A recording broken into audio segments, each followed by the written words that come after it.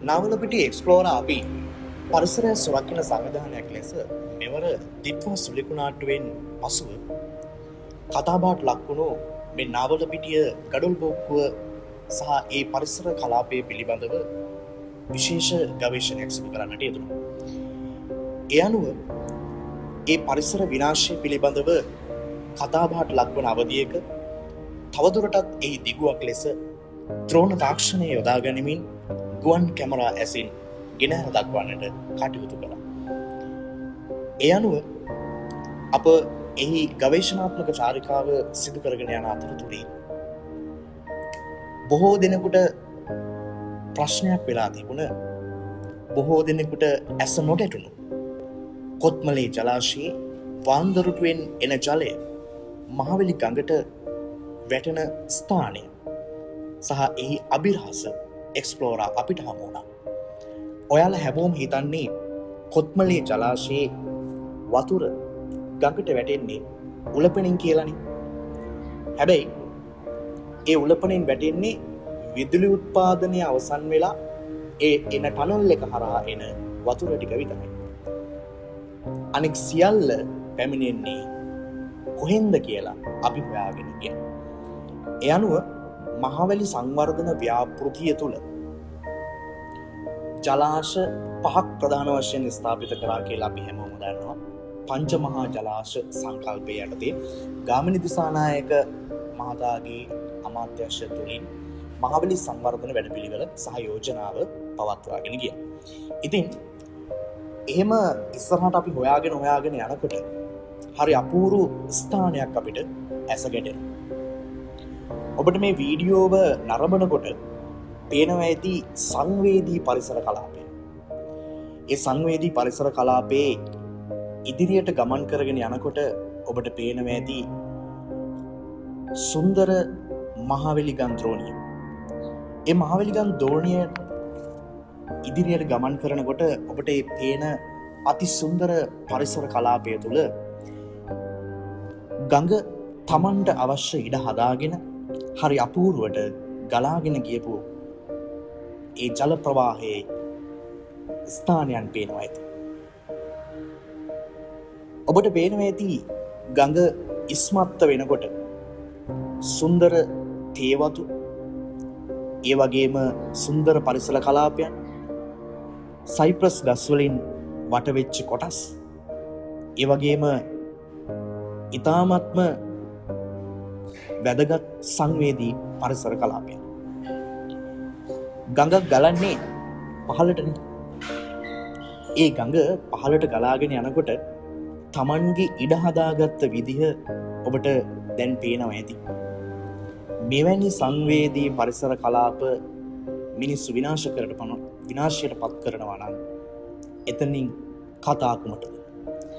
බලන්න මේ පරිසරයේ තියෙන සුන්දරත්වය. දැන් ඔබට පේන්නේ මේ මහවැලි ගඟෙන් මහවැලි ගඟට ජලය නිකුත් වන ස්ථානය.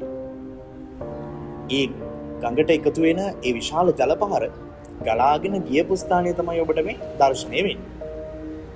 තව අපි ටිකක් ඉදිරියට ගිහිල්ලා බලමු. ඔබට පේනවා ඇති පරිසරය සහ ඒ භූ දර්ශනය කොච්චර වෙනස් වෙලා තියෙනවද කියලා. දැන් ඔබට පේනවා ඇති අපේ ගුවන් කැමරාස්ට හමුවන ඒ සුන්දරතම පරිසර කලාපේ. ඔන්න දැන් ඔබට දිස් වෙනවා ඉදිරියේ කුඩා දූපතක් වගේ කොටසක්. මෙන්න අපි හොයාගෙන ගියපු අභිරහසේ අපි හොයාගත්ත යථාර්ථය. ඔබට පේනවා ඇති මේ කොටසේ තියෙන ප්‍රධාන ගංගා පද්ධති සහ ද්‍රෝණි කලාප තුනක්. දැන් ඔබට වම් අත පැත්තෙන් පේන කොටස තියෙනවනේ. අන්න ඒ කොටස තමයි අලුතෙන් නිර්මාණය වෙච්ච කොටස. හැබැයි මේකේ අලුතෙන් නිර්මාණය වෙන්න කලින් පෙර පැවති ස්වභාවය ගත්තොත් එහෙම ඔබට පේනවා ඇති ඒ දූපත් කලාපයට ඉදිරියෙන් තියෙන කොටස. ඒ වගේම පරිසර පද්ධතියේ වම් පසින් තියෙන කොටස. ඔබට පේනවා ඇති අනිත් ගංගාව. මෙන්න මේ ගන්ද්‍රෝණිය හරහා තමයි සාමාන්‍ය ජල ප්‍රවාහය පල්ලේගම නාවලපිටිය හරහා ගමන් කරන ජල ප්‍රවාහය. එතකොට මේ ජල ප්‍රවාහය ළඟට එකතු වෙනවා මහවැලි ගඟේ තියෙන ද්‍රෝණිය. ඒවගේම මහවැලි සංවර්ධන ව්‍යාපෘතියේ කොත්මලේ ජලාශයේ අපි කියන වේල්ල තුළින් ගලාගෙන එන ජලය ඔබට මේ දැන් පේන කොටසින් තමයි ගන්ද්‍රෝණියට එකතු වෙන්නේ. එතකොට මේ හරහා ගලාගෙන යනවා ජලය ඔබට පේනවා ඇති. එතකොට මෙන්න මේ කොටස හරහා තමයි මහවැලි ගඟේ මේ ජල ප්‍රවාහය වැඩි වෙන්නේ. දැන් ඔබට දල අදහසක් එනවා ඇති. මොකක්ද මේ උනේ කියලා. ගම්පොළ, කටුගස්තොට, මහනුවර, ගෙලිඔය මෙන්න මේ ප්‍රදේශවල අයට ගම් වතුර තර්ජනය ඇති වෙන්න බලපාපු ප්‍රධාන සාධකය තමයි ඔය තියෙන්නේ. තාමත් මම ඔයාලට කිව්වේ නෑ කොතනින්ද මේක එකතු වෙන්නේ කියලා. ඔබ දන්නේ නැති පල්ලේගම දුම්රිය ස්ථානය. මේ දුම්රිය ස්ථානයේ ළඟින් පාලට ගමන් කරනකොට අපිට පේනවා සුන්දර පරිසර කලාපය.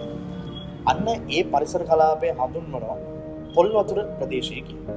මෙන්න මේ පොල් වතුර ප්‍රදේශයෙන් තමයි මහවැලි ගඟට කොත්මලෙන් එන ජල ප්‍රවාහය එකතු වෙන්නේ. මේ ඔබට දිස්වනවා අන්නේ දර්ශනය.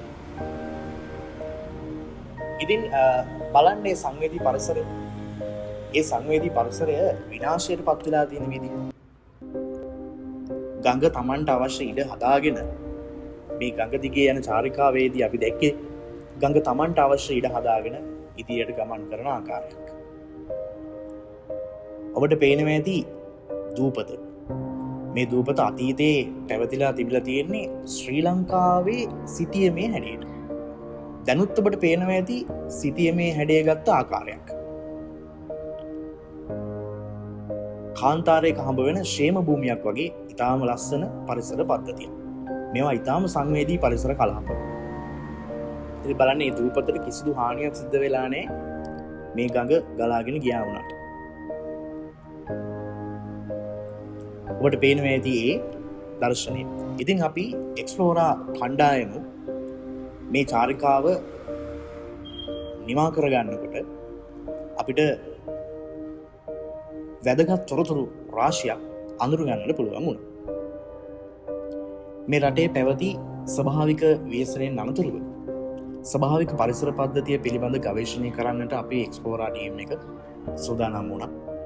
ඒ අවස්ථාවේදී අපිට අතහිත දෙමින් කටයුතු කරා ඔපෙරා අධ්‍යාපන ආයතනය. මඟ පෙන්වීම සහ මේ වැඩසටහන අධීක්ෂණය කරමින් ප්‍රවීණ සිංහල දේශක චාමින්දරුවන් මහත්මයා, ඒ වගේම ප්‍රවීණ Google විද්‍යාදේශක දිල්ෂාන් අල්ගේවත්ත මහතා, ඒ වගේම ප්‍රවීණ විද්‍යාදේශක කවිඳු දිසානායක මහතා ඇතුළු පිරිස තමයි මේ වැඩසටහනට මූලිකත්වයෙන් කටයුතු කරන්නේ. පරිසර පද්ධතිය පිළිබඳ ගවේෂණය චාරිකාවේ ද්‍රෝණ තාක්ෂණය යොදා ගනිමින් ප්‍රවීණ විද්‍යාදේශක කවිඳු දිසානායක මහතා විසින් මේ වීඩියෝව පටිගත කරනවා.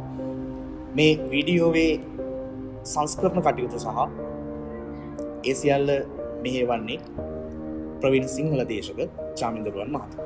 ඒ වගේම පරිසර කලාපය පිළිබඳව ඔබ හමුවේ තොරතුරු ගෙනෙමින් දිල්ෂාන් අල්ගේවත්ත මහතා ප්‍රවීණ Google විද්‍යාදේශක විසින් සිදු කරන්නට උනා. ඉතින් අපි හැමදාම කතා කරන්නේ මේ වගේ ලස්සන සුන්දර පරිසර කලාපයන්, අපි නොදත් නොදුටු ගවේෂණයන් පිළිබඳව. ඉතින් හැමෝටම ආරාධනා කරනවා අපේ එක්ස්ප්ලෝරා ටීම් එකත් එක්ක සම්බන්ධ වෙන්න, අපේ මේ සුන්දර දර්ශනයන් අරබන්න, පරිසරයට ආදරය කරන පරිසර හිතකාමී සමාජ මෙහෙවරකට එකතු වෙන්නට කියලා ආරාධනා කරනවා.